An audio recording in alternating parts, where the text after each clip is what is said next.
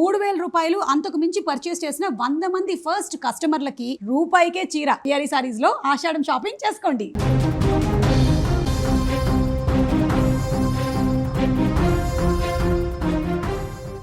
France స్పెయిన్లో car చిచ్చు బేభత్సం సృష్టించింది. Bordeaux Madrid సమీపంలో మంటలు వ్యాపించాయి. కారు చిచ్చు కారణంగా 2 లక్షల మంది ఇళ్లను ఖాళీ చేయాల్సి వచ్చింది. కారు చిచ్చు ప్రభావంతో 53 ఇళ్లు కాలి బూడిదైపోయాయి. మంటలను అదుపు చేసే క్రమంలో పలువురు ఫైర్ సిబ్బందికి తీవ్ర గాయాలయ్యాయి.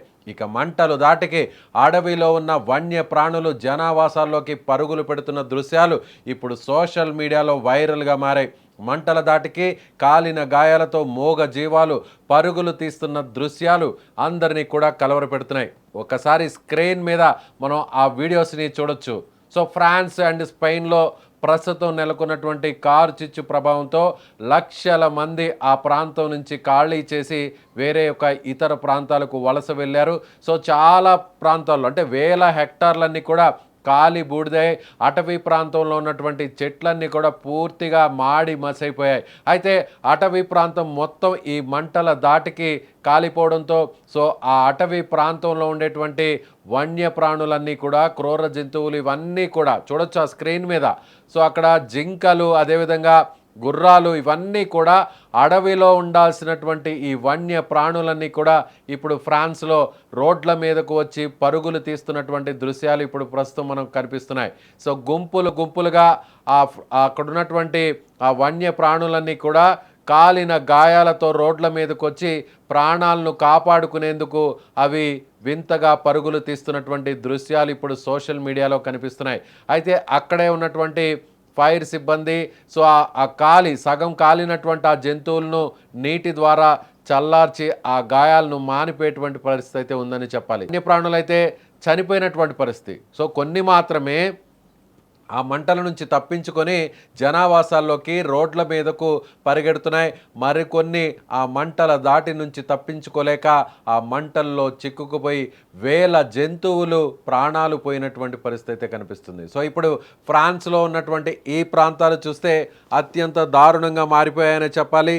లక్షల మంది నిరాశ్రయాలుగా మారిపోయారనే చెప్పాలి. ముఖ్యంగా ఫ్రాన్స్ ఇప్పటికే ఒక రెడ్ అలర్ట్ జారీ చేసింది. ఫ్రెంచ్ సైనికులందరూ కూడా ఈ ప్రాంతంలోకి వచ్చి సో అక్కడ మంటలను పూర్తి స్థాయిలో అదుపు చేసేటువంటి ప్రయత్నం చేస్తున్నప్పటికీ కూడా ఇప్పటికే ఉన్నటువంటి అత్యధిక ఉష్ణోగ్రత అలాగే పొడిగాలులు ఈదురుగాలుల దాటికి మొత్తం ఈ ప్రాంతాలన్నీ కూడా పూర్తిగా ఒక్కొక్కటిగా తగలబడుతూ సో ఇతర ప్రాంతాలకి మంటలు వ్యాపిస్తున్నటువంటి పరిస్థితి అయితే కనిపిస్తుందని చెప్పాలి. ఓవైపు అగ్నిమాపక సిబ్బంది హెలికాప్టర్లతో ఆ మంటలను ఆపేటువంటి ప్రయత్నం చేస్తున్నా అంటే హెలికాప్టర్ల ద్వారా నీటిని తోడుకొని ఆ నీటిని ఆ అటవీ ప్రాంతంలో ఎక్కడైతే మంటలు ఉన్నాయో ఆ మంటల మీద చల్లుతున్నటువంటి పరిస్థితి. అయినా కూడా మంటలు కంట్రోల్లోకి రాకుండా సో ఈ మంటలు మరింత ఎక్కువగా తీవ్రంగా జనావాసాల్లోకి వ్యాపించి అక్కడున్నటువంటి ఇళ్లను అలాగే వస్తువులను అనేక ఆస్తులను కూడా పూర్తిగా తగలపెట్టేస్తున్నటువంటి దృశ్యాలు అయితే కనిపిస్తున్నాయని చెప్పాలి. సో ఇప్పుడు ఫ్రాన్స్లో చాలా చోట్ల వందల సంఖ్యలో కార్లు కూడా తగలబడిపోతున్నాయి. అంటే ప్రాణాలు అరచేతిలో పెట్టుకొని అక్కడ ఉన్నటువంటి ప్రజలందరూ కూడా లక్షల సంఖ్యలో ఆ ప్రాంతాలన్నింటినీ కూడా ఖాళీ చేసి ఇతర ప్రాంతాలకు వలస వెళ్ళిపోతున్నారు, పరుగులు తీస్తున్నారు. 2 లక్షల మంది ఇప్పటి వరకు కూడా ప్రాణాలను అరచేతిలో పెట్టుకొని వీరందరూ కూడా ఇళ్ళు, ఇతర వస్తువులు, కార్లు ఇలా అనేక విలువైన వాటినన్నింటినీ కూడా అక్కడ వదిలేసి ఇతర ప్రాంతాలకు తరలి వెళ్ళినటువంటి పరిస్థితి. ఇప్పటికే దీన్ని యుద్ధ సైనికులైతే ఎవరైతే ఉన్నారో వెంటనే స్పందించారు. సో ఫ్రాన్స్ ప్రభుత్వం ఫ్రెంచ్ సైనికుల్ని రంగంలోకి దింపింది. మ్యాక్సిమం ఎక్కడైతే ఇప్పుడు తగలపడుతున్నటువంటి ఈ మంటలను కంట్రోల్ చేసేటువంటి ప్రయత్నం అయితే చేస్తుందని చెప్పాలి. అలాగే పొరుగున ఉన్నటువంటి యూరోపియన్ కంట్రీస్ని కూడా సహాయం చేయాలని ఫ్రెంచ్ ప్రభుత్వం రిక్వెస్ట్ చేసింది. సో ఇప్పటికే యూరోపియన్ కంట్రీస్ నుంచి కూడా అగ్నిమాపక సిబ్బంది, అలాగే ఇతర కీలకమైనటువంటి ఎక్విప్మెంట్స్, అలాగే మంటలను చల్లార్చడం కోసం వినియోగించేటువంటి హెలికాప్టర్స్ను కూడా ఇప్పుడు ప్రస్తుతం యూరోపియన్ కంట్రీస్లో ఉన్నటువంటి మిత్ర దేశాలన్నీ కూడా సిద్ధమయ్యాయి. సో ఫ్రెంచ్తో పాటుగా ఇప్పుడు ఈ మంటలు స్పెయిన్ వరకు కూడా వ్యాపించినటువంటి పరిస్థితి. అంటే ఫ్రాన్స్ నుంచి ఈ మంటలు స్పెయిన్ వరకు కూడా వ్యాపించాయి. ముఖ్యంగా వేల కిలోమీటర్లలో ఈ మంటల దాటికి పూర్తిగా వేల హెక్టార్లలో అటవీ ప్రాంతం అంతా కూడా పూర్తిగా దగ్ధమైందనే చెప్పాలి. ముఖ్యంగా ఫ్రాన్స్లో ఉన్నటువంటి ఈ ప్రాంతాలను మనం ఒకసారి చూసినట్లయితే క్యాప్ ఫెరెట్, అలాగే పెనిన్సులా, గిరోండే, ల్యాండెస్ వంటి ఈ ప్రాంతాలు, ఈ 4 ప్రాంతాలు పూర్తిగా మంటల్లో చిక్కుకుపోయాయనే చెప్పాలి.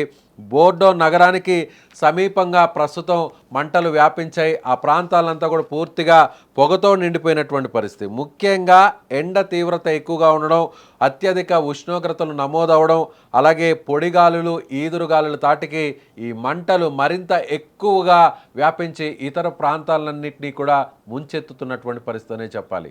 సో లక్షల మంది ఇళ్లను వదిలేసి వెళ్ళిపోయారంటే, లక్షల మంది తమ ఇన్నేళ్ళు కష్టపడి, జీవితాంతం కష్టపడి ఇళ్లను నిర్మించుకొని, ఆస్తులను కూడగట్టుకొని, సో కార్లు అన్నిటినీ అలా వదిలేసి ప్రాణాలతో పరుగులు తీశారంటే అక్కడ దృశ్యాలు ఎంత భయంకరంగా ఉందో, అక్కడ పరిస్థితి ఎంత దారుణంగా ఉందో అర్థం చేసుకోవచ్చు.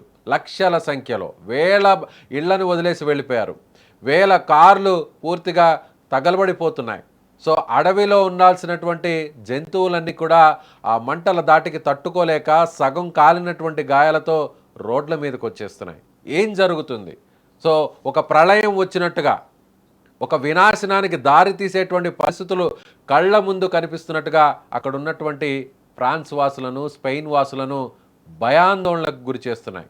ఒకరు కాదు, ఇద్దరు కాదు, వేలు కాదు, లక్షల మంది తమ ఇళ్లను ఖాళీ చేసి సురక్షిత ప్రాంతాలకు బోట్లతో, అంటే అక్కడ పూర్తిగా రోడ్లన్నీ కూడా జామ్ అయిపోవడం, రోడ్ల మీదకు కూడా ఈ మంటలు వ్యాపించడంతో ఇక వేరే దిక్కులేక బోట్లను ఆశ్రయించి అక్కడ జలమార్గాల ద్వారా, సో వేరే ఇతర నీటి మీద ప్రయాణించేటువంటి బోట్ల ద్వారా తప్పించుకొని ప్రాణాలను కాపాడుకోవడం కోసం చాలామంది అవస్థలు పడుతున్నటువంటి పరిస్థితి ఉందని చెప్పాలి.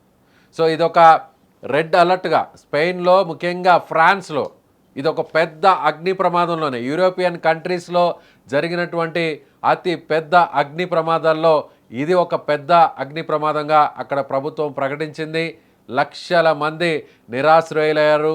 లక్షల మంది తమ జీవితం అంతా కష్టపడి పోగు చేసుకున్నటువంటి సంపాదనంతా కూడా ఈ మంటల్లో వదిలిపెట్టి ప్రాణాలను కాపాడుకోవడానికి అరచేతిలో ప్రాణాలు పెట్టుకొని పరుగులు తీశారు. కొన్ని మూగజీవాలు ఈ మంటల్లో చిక్కుకుపోయి ప్రాణాలు పోగొట్టుకున్నాయి. మరికొన్ని మూగజీవాలు ఇలా సగం గాలిన గాయాలతో రోడ్ల మీదకి వస్తుంది. సో మీకేమనిపిస్తుంది? ఇలాంటి పరిస్థితి, ఇంత దారుణమైన పరిస్థితి చూస్తుంటే నిజంగా ప్రళయం ముంచుకొచ్చిందా? వినాశనం కళ్ళ ముందే కనిపించినట్టుగా మారిపోతుందా? అక్కడ జనం పరిస్థితి ఒక్కసారి ఊహించండి ఎంత దారుణంగా ఉందో.